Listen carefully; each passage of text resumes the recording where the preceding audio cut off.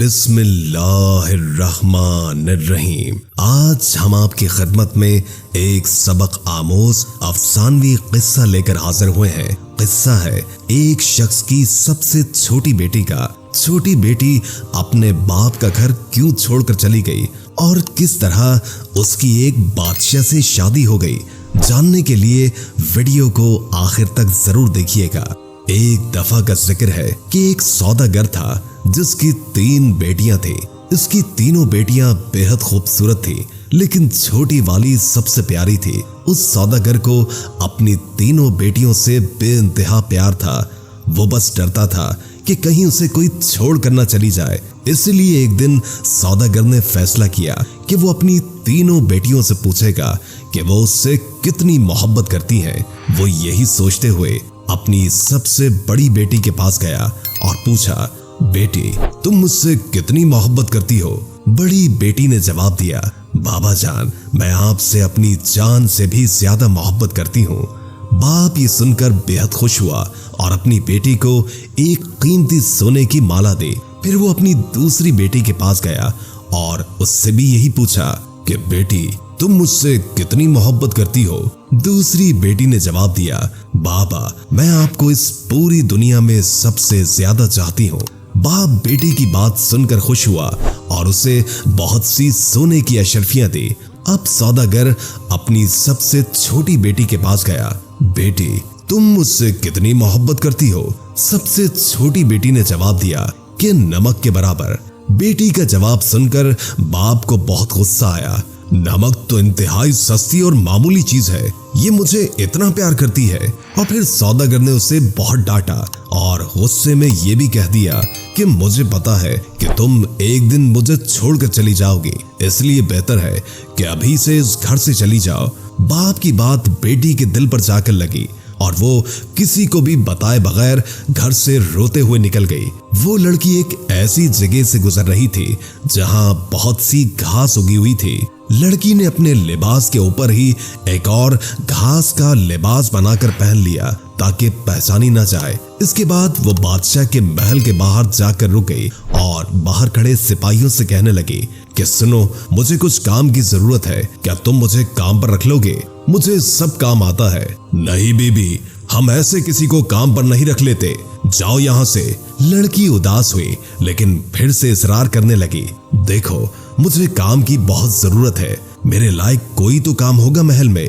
इससे पहले कि सिपाही इनकार करता, एक बावर्ची उनके पास आकर खड़ा हो गया। उसने शायद लड़की की बात सुन ली थी। उसे लड़की पर बहुत तरस आया, इसलिए उसने लड़की को अपने साथ रख लिया।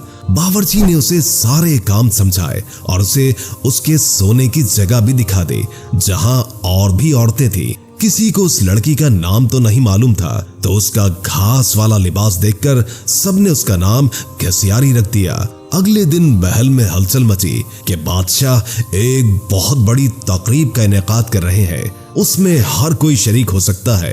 तमाम मुलाजिम औरतें अपने आप को संवारने में लग गई। जब तकरीब का दिन आया तो घसियारी ने जाने से इनकार कर दिया और कहा कि उसकी तबीयत ठीक नहीं है, और फिर सब उसे आराम का कहकर चले गए। कुछ ही देर के बाद घसियारी उठी, अपना घास वाला लिबास उतारा और एक खूबसूरत सी पोशाक पहन ली जो वो अपने साथ लाई थी, और फिर उस तकरीब में चली गई। वो इतनी खूबसूरत लग रही थी कि वहां तमाम हाज़रीन की नजरें उस पर उठ रही थी। हर कोई ताज्जुब में था कि इतनी हसीन लड़की कौन है। वहां बादशाह का बेटा भी मौजूद था। उसने जब इस हसीन लड़की को देखा तो देखता ही रह गया, और फिर शहजादे ने पूरी तकरीब बस घसियारी के साथ बातों में गुजार दी। शहजादे ने किसी और की तरफ आंख उठाकर भी न देखा। फिर घसियारी किसी की भी नजरों में आए बगैर वापस महल में आ गई। अगले दिन औरतों ने कहा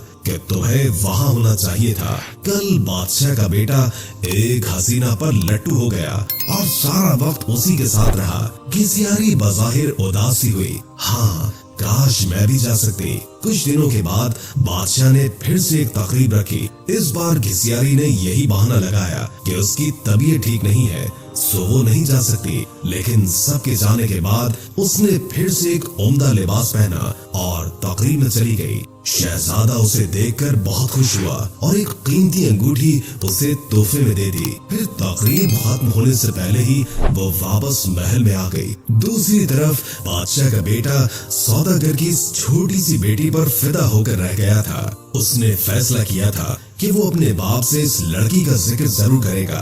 अब अगली तकरीब शहजादे ने खुद जानबूझकर रखवाई ताकि वो इस लड़की से मिल सके, लेकिन इस बार घिसियारी न आई। शहजादा उदास हुआ। बादशाह को घिसियारी के बारे में कुछ भी मालूम नहीं था, इसलिए वो परेशान हो रहा था कि उसका पता कैसे और किससे करे।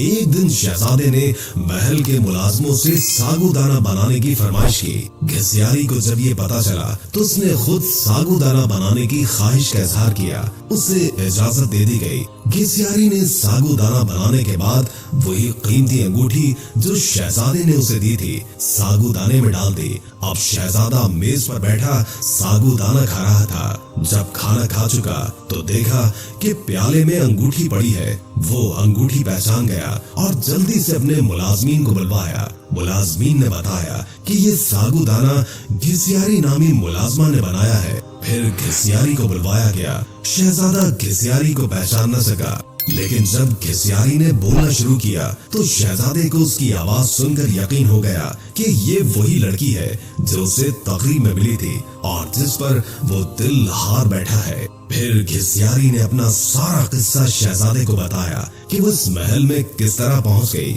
शहजादे ने घिसियारी का बादशाह को बताया और इन दोनों की शादी कर दी गई। शादी के बाद एक बहुत बड़ी तकरीब रखी गई। उस तकरीब में सिर्फ शहर के बड़े बड़े सौदागर और ओहदेदारों को बुलवाया गया था। घिसियारी के बाबा भी उस तकरीब में मौजूद थे। खाने का वक्त हुआ तो मेज हर तरह के लजीज खानों से भर दी गई, लेकिन जब सबने खाना शुरू किया तो पता चला कि खाने में नमक ही नहीं है। घिसियारी के बाबा ने बादशाह को मुखातिब करके कहा, इसमें तो नमक ही नहीं है। बादशाह हल्का सा हंसा और कहने लगा, क्या हो गया सौदागर साहब, सिर्फ नमक ही तो नहीं है, बाकी सब कुछ तो है ना इसमें। ये सुनकर सौदागर की आंखों से आंसू जारी हो गए। बादशाह ने उसे ताजुब से देखा और पूछा कि जनाब आप रोने क्यों लग गए। सौदागर ने कहा, आज मैं अपनी बेटी की बात समझ गया हूँ। खाने में नमक न हो तो चीज बदजायका हो जाती है, चाहे उस खाने में और कितने ही कीमती मसाला जात पड़े हो, लेकिन नमक के बगैर खाना कुछ भी नहीं। फिर सौदागर ने अपना किस्सा बादशाह को सुनाया और कहा कि मेरी बेटी मुझसे नाराज होकर चली गई है। मैंने उसे बहुत ढूंढा लेकिन वो नहीं मिली। मैं उसकी तरफ से बहुत परेशान रहता हूँ। सौदागर ने बादशाह को अपनी बेटी का हुलिया बताया तो बादशाह ने घिसियारी को बुलवाया और अपनी बेटी को सही सलामत देखकर बाप की खुशी का ठिकाना ही न था। सौदागर ने बेटी को गले लगाया